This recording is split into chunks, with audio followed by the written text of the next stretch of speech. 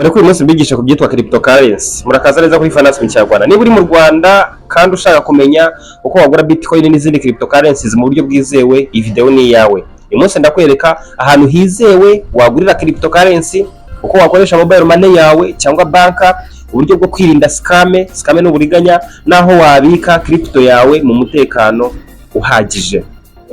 Nk'ibisanzwe mu biganiro bya buri munsi nkora, ntabwo ninjira mu kiganiro cyane narabanza kubasobanurira icyo kintu turimo kuvugaho ni igiki. Bitcoin cyangwa crypto ni iki? Bitcoin cyangwa ijambo ngo cryptocurrency ni iki?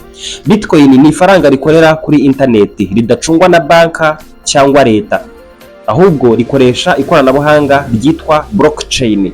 Hari n'izindi crypto zizwi nka Ethereum, USDT, yo ikunzwe no gukoreshwa cyane muri Afurika kubera ko ihwanye n'idolari. Hari n'izindi crypto zitwa BNB. Abantu rero bagura crypto kubera investment, kubera business online, kubera kohereza amafaranga hanze, cyangwa se byitwa trading. Izo nizo mpamvu zituma abantu bagura cryptocurrency. Nihe hantu hizewe wagurira crypto? Mu gihe uri mu Rwanda nihe hantu hizewe ushobora kuvuga ati aha ndahizere kamagurire crypto? Aha mbere ni cyitwa Binance. Binance ni app ushobora gusanga kuri Google Play cyangwa se kuri App Store mu gihe ukoresha iPhone. Binance rero irizewe kandi ikoreshwa cyane. Binance ni exchange ya mbere ku isi mu bucuruzi bwa crypto.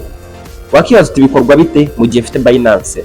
Dore uko bikorwa: fungura account kuri Binance, kora verification cyangwa se KYC ukoresheje irangamuntu yawe ID, jya kuri peer-to-peer. Peer-to-peer ni uburyo bwo guhererekanya amafaranga. Wenda urugero ukama 5,000, njye nkaguha amadolari ahwanye n'ibyo 5,000, cyangwa se njye nkaguha amadolari 5,000, ukama n'ubundi amafaranga y'amanyarwanda ahwanye n'ibyo 5,000 by'amadolari. Hitamo kugura USDT. Mu gihe wageze kuri peer-to-peer, hitamo kugura USDT ukoresheje mobile money, wishyure hanyuma wakire crypto. Ikiza cya Binance muri peer-to-peer ni uko ugura agomba kugura nyine ku muntu uri hafi yawe. Ugomba kugura nyine ku muntu uri hafi yawe, kubera ko nyine abakoresha mobile money nawe uyikoresha, cyangwa se abakoresha Airtel money nawe ari ukoresha. Rero ugura ku muntu uri hafi yawe mu buryo bwizewe, kuko Binance ibiri hagati y'icitwa escrow protection, ibirinzwe kubera ko urumva ahantu ushyiranga muntu, ahantu siniranga muntu gusa ushyiramo n'isura yawe. Hari ubwo bagusaba gushyiramo isura yawe, ukifata video ntoya ngufi, ureba hejuru, ureba hasi, ureba ku ruhande, kugira ngo barebe iyo rangamuntu werekanye ni yawe kuko ihwanye n'iyo sura yawe. Urumva rero Binance iba yizewe. Aha kabiri ushaka kugurira cryptocurrency cyangwa se Bitcoin ni kuri OKX. OKX nayo ni exchange nini kandi ifite peer-to-peer. Process ni nk'iya Binance, na ahantu bitandukaniye cyane. Fungura account, kora verification, gura USDT ukoresheje peer-to-peer, hanyuma wakire nyine amadolari, wowe utange amanyarwanda bitewe n'igihugu urimo. Ese mobile money irakoreshwa? Igisubizo ni yego. Abanyarwanda benshi barayikoresha. Mobile money, Airtel money, byose birakunda. Iyo ugiye kugura ku muntu nawe ukoresha Airtel money, cyane ko iyo ugiye kugura bakwereka ngo uyu muntu arakoresha banka, arakoresha Airtel money, arakoresha mobile money, bitewe na sim card yawe ufite muri telefone.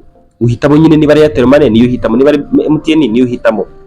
Uko bikorwa nta kundi. Hitamo sera n'umuntu nyine, sera ni ukugurisha, hanyuma sera n'umuntu nyine urimo kugurisha. Muri make sera n'umucuruzi. Hitamo sera wemera mobile money, urebe nyine kayemera, wishyure ukoresheje nimero ye kugira ngo usunike ayo mafaranga yawe. Uyasunike kuri iyo nimero ye. Niba ngiye gusunikira 5,000 by'amanyarwanda, nshaka amadolari nyine ahwanye n'ayo mafaranga, ngomba nyine gusunika amafaranga nkoresheje iyo nimero yawe, wowe sera. Hanyuma andika paid muri app crypto, ihite iza muri wallet yawe. Uhera kubona ka message ubona ngo crypto deposited kuri yo wallet, nyine ukabona agezeho. Gusa icyitonderwa, ntuzigere wohereza amafaranga utabanje gukanda buy muri system ya peer-to-peer, kuko ushobora guhura na scam. Scam ni uburiganya. Ndabisubiramo, ntuzigere wohereza amafaranga utabanje gukanda buy muri system ya peer-to-peer, kuko ushobora guhura n'uburiganya. Hanyuma dore uko wabika crypto mu mutekano. Abantu benshi nubwo bagura crypto cyangwa se bakayigurisha, ese ubu ni gute bayibika mu mutekano? Hari uburyo bubiri bwizewe ushobora kubika crypto yawe. Uburyo bwa mbere ni ugusiga kuri exchange, gusiga kuri exchange, nyine gusiga bisanzwe kuri nyine gusiga crypto yawe. Niba ufite amadolari 100 kuri Binance, nyine ukayasigaho ko Binance exchange. Niba ufite amadolari 500 kuri OKX, nyine ukayasigaho kuri exchange. Biroroshye, ariko si 100% safe, ntabwo ari safe 100%. Uburyo bwa kabiri wenda wakizera ni ukuyishyira muri wallet yawe bwite. Binance, OKX izo ntabwo ari private wallet, ni exchange zigufasha just guhererekanya amafaranga cyangwa se amadolari cyangwa se za crypto twavuze. Uburyo bwa kabiri rero wakizera ni ukwishyira muri wallet yawe bwite. Wallet yawe bwite ni urugero ni trust wallet. Kuba hariho trust bivuze ko irizewe. Trust wallet yaba wallet yawe bwite, nta muntu wayijyana, nta muntu wayiba, uko aba ari wallet yawe. Wallet ya kabiri wakizera ni metamask nayo irizewe. Ibyo turimo kubona nayo irizewe. Icyingenzi cyane, seed phrase yawe uyandike ku rupapuro. Seed phrase ni ibintu nyine baguha iyo ufunguye metamask cyangwa trust wallet, baguha kugira ngo igihe uzaba waribagiwe umubare w'ibanga, igihe uzaba waribagiwe email, uzakoresha ibyo bintu byitwa seed phrase kugira ngo babone koko nubyandikamo bahere ko bamenya, bagufashe nyine kugarura konte yawe. Rero ugomba kubyandika ku rupapuro, nuyibike, ntabwo ugomba kubibika kuri WhatsApp, ntabwo ugomba kubifata screenshot ngo ubibike muri phone. Nese umunsi phone bayibye, umunsi WhatsApp se yicanze, uko zijya zicanga nazo. Icyo gihe rero ni byiza kuyandika ku rupapuro, ukarubika ahantu nyine hatuje, kugira ngo iyo wallet yawe, iyo kofi yawe wizeye, bifite n'umutekano wizewe. Hari uburyo bwo kwirinda scam mu Rwanda. Mu Rwanda. Crypto nubwo zihari, amabitcoin nubwo hari, amadolari nubwo hari kuri exchange, scam ni nyinshi. Uburiganya nabwo ni bwinshi, ntabwo byigeze businzira. Scam zirahari cyane muri crypto. Gusa niba ushaka kuzirinda, irinde WhatsApp groups zisezeranya profit 100%. Irinde amatsinda yo kuri groupe ubona asezeranya ngo zana amadolari 100 ngenda gusubiza 200 bitarenze iminsi 2. Ayo matsinda cyangwa se amagroup aza kuri WhatsApp, ntugakande join, ntugakande accept, ntugakande ibintu nyine byari byo byose kandi ubona bikwizeza ngo profit ni 100%. Ayo magroup WhatsApp ugomba kuyirinda. Aha kabiri, irinda bavuga ko bagurishiriza crypto hanze ya P2P. P2P yifata nk'umuryango wa mbere ku isi wizewe, umuryango wa mbere wizewe unyuramo ujye kugurisha cyangwa se kugura crypto. Rero ni gute umuntu azakubwira ngo njyewe ngurishiriza crypto ariko nakoresheje P2P? Uwo nguwo uzamwirinde, kuko icyo azakurikizaho azakugutizana amadolari 100, ngiye nguhereze ibihumbi wenda 60 by'amanyarwanda n'urugero, ariko numara kumusunikira ayo madolari 100, niba mwaravuganye kuri WhatsApp azakuboroka, niba mwaravuganye kuri Telegram, niba mwaravuganye ahandi hose, birashoboka cyane kuboroka cyangwa se akakwihorera, ntabwo wamusanga ahari. P2P rero trading niwo muryango wizewe ugomba kunyuramo ugura cyangwa se ugurisha crypto. Irinde links utazi. Amariki menshi akunda kuza kuri WhatsApp, akunda kuza ku rubuga nkoranyambaga ukoresha, haba Facebook. Irinde link utazi. Iyo amaze kubona ko uri umu trader cyangwa se ushaka kugura cyangwa se kugurisha ibintu bya crypto, ugomba kwirinda ibyo bintu bitatu tuvuze.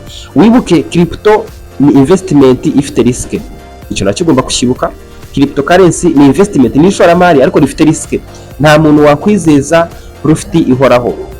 Kuko n'amadolari ubwayo ahora hinduka, bitcoin ubwaryo ni rya faranga rihenze y'agaciro cyane, kubera ko bitcoin imwe usanga riri mu mamiliyoni. Rishobora guhinduka, rikagabanuka, rikazamuka. Rero crypto ni investment ifite risk, nta muntu wakwizeza inyungu ihoraho 100%. Ese biracyari byiza kugura crypto mu Rwanda? Biracyari byiza, biracyafite agaciro kuba washishikazwa no kugura cryptocurrency muri uyu mwaka 2026? Igisubizo ni ikihe? Niba ureba longo term investment, crypto iracyari opportunity. Ni ukuvuga wowe niba ushaka kureba inyungu zirambye, niba ushaka kureba investment y'igihe kirekire, apana gushaka ukwezi kumwe, apana gushaka mu cyumweru, ukabura wowe mu myaka, ukabara mu myaka, icyo gihe crypto iracyari amahirwe ya mbere. Ariko shyiramo amafaranga ushobora gutakaza. Hari abantu benshi usanga bafite amadolari 500, ati nusura ko yashuye 100 akaba yarungutse cyane, ngiye 500 kanyikureho noneho nemere ewana. nemere nkikure nyashore 500 ndebe. Ariko nubwo ushaka kuyashora ngo urebe, shyira amafaranga ushobora gutakaza kugira uyatakaze ntugire ikibazo. Nushore yandi uri gutakaze ari muri wajya guryaho, nushore yandi uri gutakaze ukaba wagira n'ikibazo cyangwa se bikaba byashyira ubuzima bwawe mu kaga. Shyira amafaranga yoroheje ushobora gutakaza ubuzima bugakomeza, ugerageze urebe. Tangirana na make n'ubundi birasa naho bitandukaniye. Gushyira amafaranga ushobora gutakaza n'ubundi birasa no gutangirana na make. Tangira amafaranga makeya, niba ufite 100 shyira 20 nta kibazo, wisigarane 80 yawe urebe ukuntu bigenda. Iga mbere yo gushora imari, iga mbere yo gushora menshi. Ibyo ni ibintu bibiri. Iga mbere yo gushora, wige no mbere yo gushora menshi. Gushora ni kimwe, ariko no kwiga noneho ese ugiye kuyashora ufiteho ubumenyi. Ibyo ngibi byose uba ugomba kugira gute, uba ugomba kubyiga, kuko ubumenyi uwo mutwe wawe ufite, ubwonko ufite umutwe wawe nibwo bukuyobora muri iyi si. Ubwo buzima ubayeho nyine bwaturutse mu mutwe wawe.